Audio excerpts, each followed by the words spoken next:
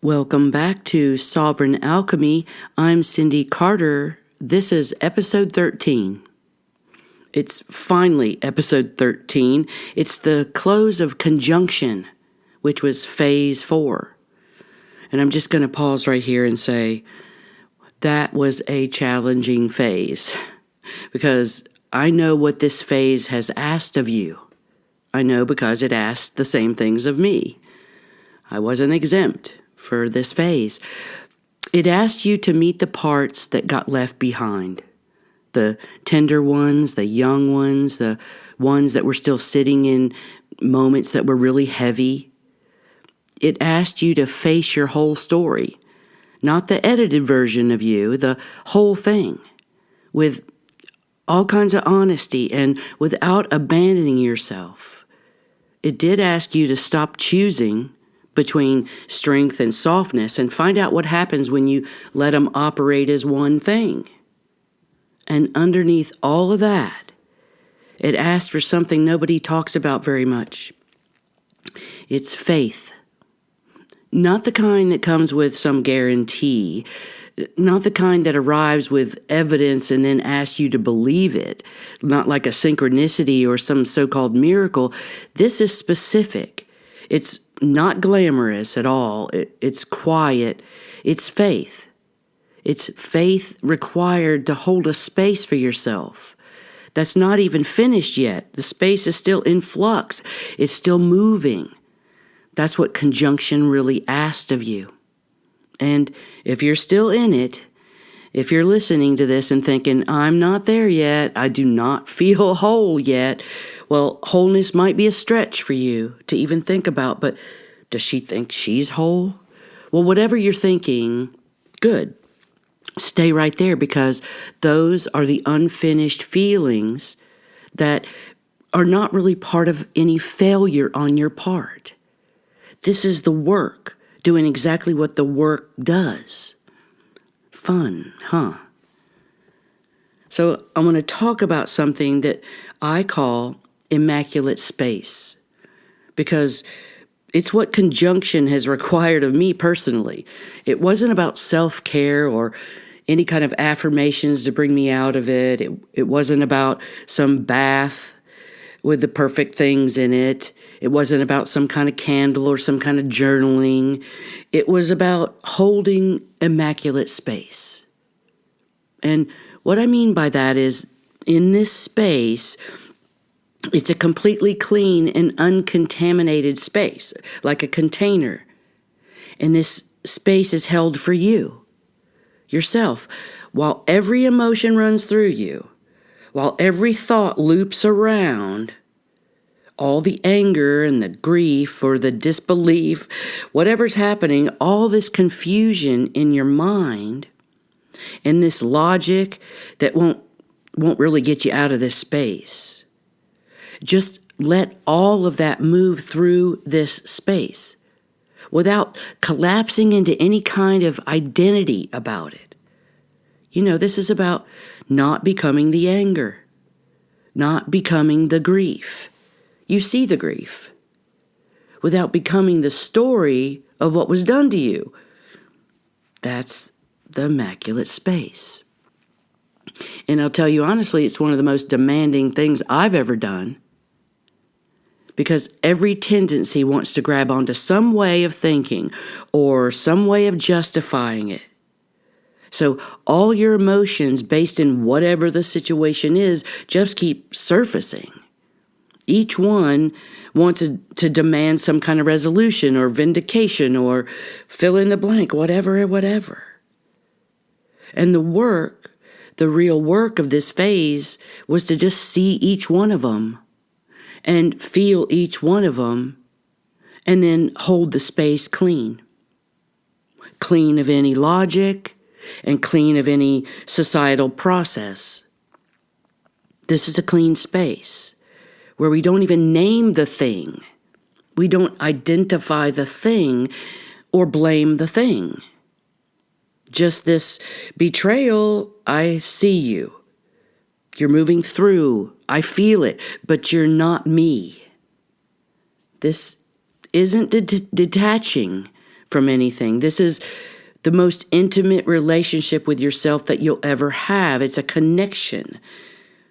And when you realize this connection, it'll change everything. And here's what I found on the other side of holding immaculate space. On the other side of seeing every emotion and feeling every wave of it and holding the space immaculate, through all of it, there was something waiting there. Something that had been there the whole entire time, and it was the wholeness that I am. Because that never changed. It was the same before the betrayal as it was during it, as it was after it. It was the same before the taking, during the discovery of the taking, after the grief of the taking.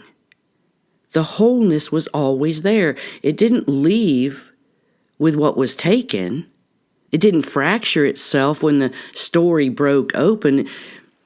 It doesn't require any kind of resolution. It just was always, always there. And I had to accept this. I had to really accept it. Wholeness, not as some kind of concept of finishing, not as a comfort that I'm reaching for when things get really hard. It's a wholeness as a lived reality that I had to keep choosing. Even when every emotion in the room was telling a different story. So that acceptance, that's the return to wholeness. It's really not about an arrival anywhere, or at an arrival at a healed version of you. It's not a costume change. You don't become a completely different person. It's the recognition that the wholeness was never actually gone. It was waiting underneath everything. It was patient and intact and kind of undiminished, always full. It waited for you to stop long enough to find it. This is the collapse of good versus bad. And so let's talk about something that lives right at the heart of this conjunction, and it's pretty uncomfortable.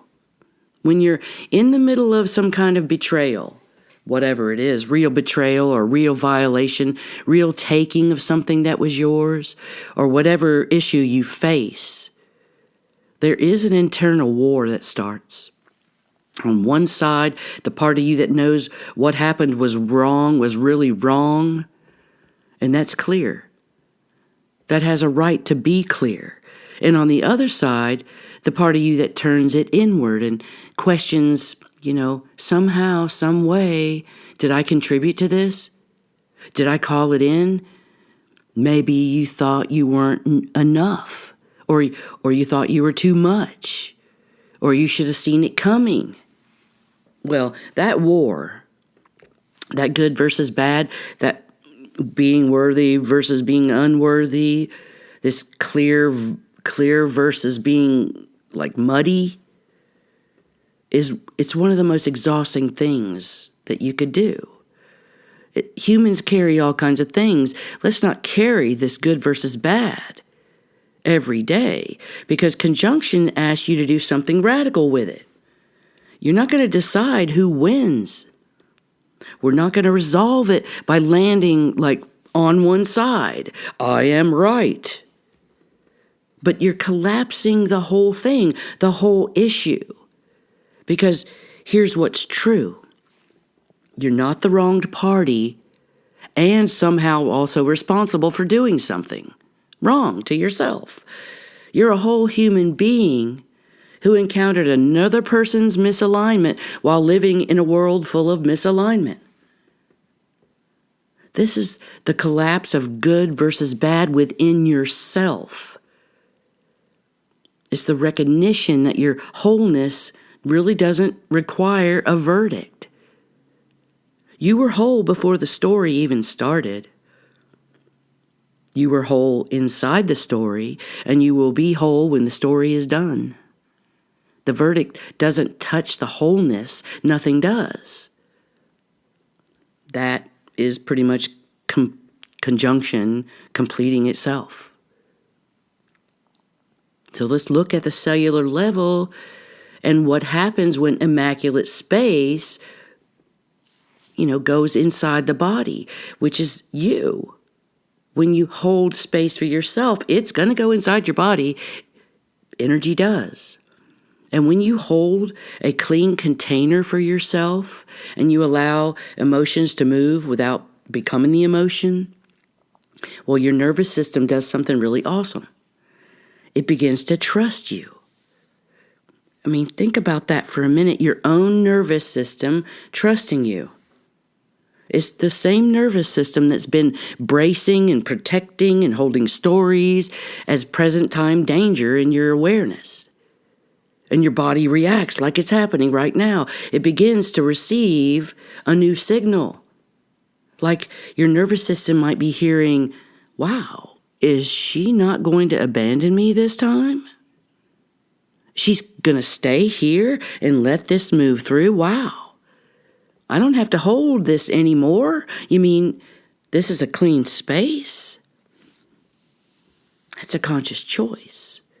And when that signal lands on a consistent basis, not once and not in some single breakthrough moment, but repeatedly, consistently, daily, in the ordinary moments of you holding space, the body begins to realize what's happening, and it might release what it's been carrying, not all at one time, but little by little, layer by layer. And the cells, which have been living in this environment of your unresolved story, well, it begins to receive different information. And the story's been seen, the story's been felt, it's been moving, and the wholeness underneath it is being recognized. And that recognition isn't just a spiritual thing. It's a physiological thing. It changes the cellular environment. It changes the baseline. It changes what's possible in your body moving forward. That's permanent change. Landing exactly where it needs to land at the proper time. So, I've been telling you about someone who's been following these conjunction episodes, and her life is going along with the conjunction or with whatever phase we're in because she did the work and she's moved through the red flags. Well, she established her ground rules, right? She acted from some kind of alignment and not from some accusation. And now what's happening with her is the universe isn't letting her forget it. She learned something. Let's not forget it. Everywhere she goes right now, it's another kind of quiet moment. It's not a flag. It's a gentle nudge. It's not a crisis. It's not another fired up moment that you need to respond to immediately. It's just a simple reminder of holding space for yourself. Because you are worth your own protection. Think about that. Maybe it's a conversation that asks her to notice, did I hold my ground there? Maybe it's a moment in a relationship where the old pattern starts to fire up and she catches it quicker than ever. Maybe it's something as simple as a little green jasper stone in her pocket that's quietly encouraging her, healthy boundaries, healthy boundaries. That's what integration looks like after conjunction. That the universe doesn't always send another fire test to see where you're at. Sometimes it sends a stone. A small, little physical, present tense reminder, you know this now. So keep knowing it. And the cool thing is that she does know that. Not perfectly. We're not perfect. We are human. There might be an occasional wobble. That's okay. But if she holds her ground more often than she doesn't, and every time she does, that nervous system files it away as evidence of sovereignty.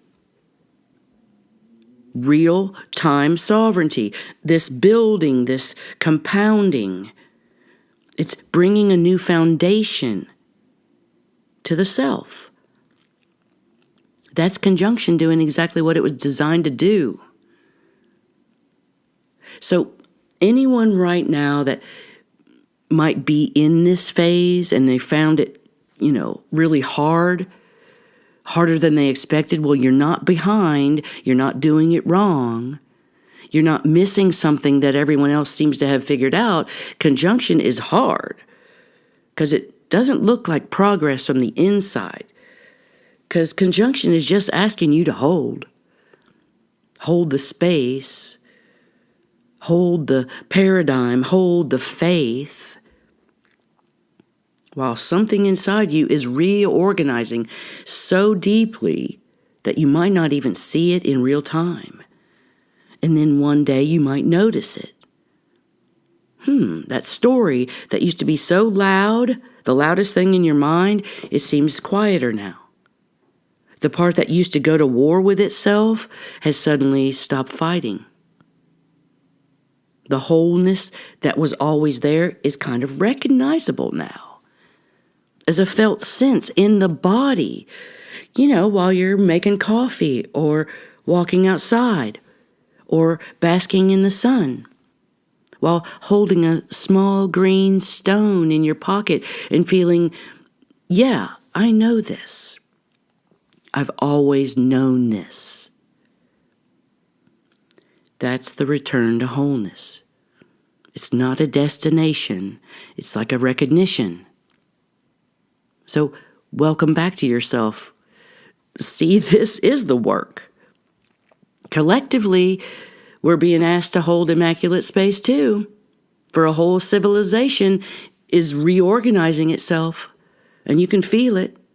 Because everything that conjunction brings up in you individually, all this betrayal and the good versus the bad, the war in your mind, the collapse of the old structures of what you knew was right, the faith is required now to stay in this unfinished space.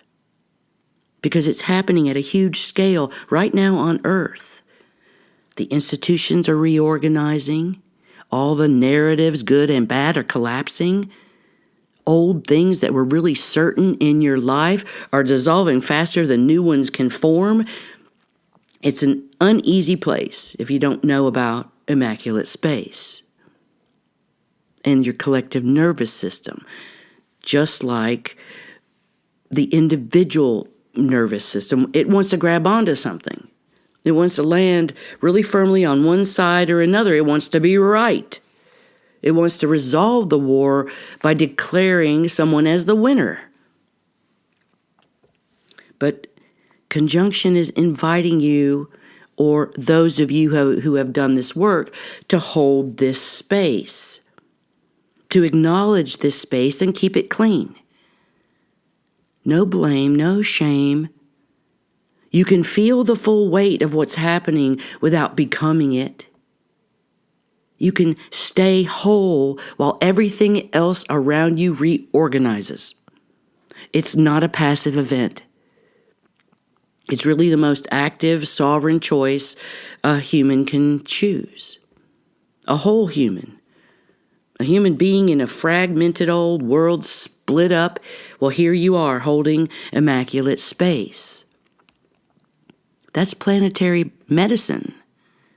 And you are that medicine. So to close phase 4, that was 4 long episodes of conjunction, and it really was about the reorganization of the self. The parts coming home, the whole story that you had to face, the strength and the softness that had to come together. And then this immaculate space to hold, where the wholeness of you is recognized. And this phase asked a lot of me personally, more than I thought it would. It required faith, the sustained holding of faith, the collapse of the internal war, the recognition that nothing that happened touched the actual wholeness of what I am. The wholeness was there all along. That's what reaching wholeness means. It took time. And that took showing up daily to something that really hadn't been fully revealed in any kind of full shape. I was living in this knowing and unknowing. It took a kind of quiet courage that doesn't really photograph well and doesn't make a good highlight reel or your Instagram page. But it produced something real, something that lives in the body right now and doesn't require any conditions to exist. And that's worth every uncomfortable and non-glamorous moment of holding immaculate space. Phase 4 is complete. Thank goodness. We move into phase 5. Next week will be episode 14. Fermentation. It sounds daunting, doesn't it?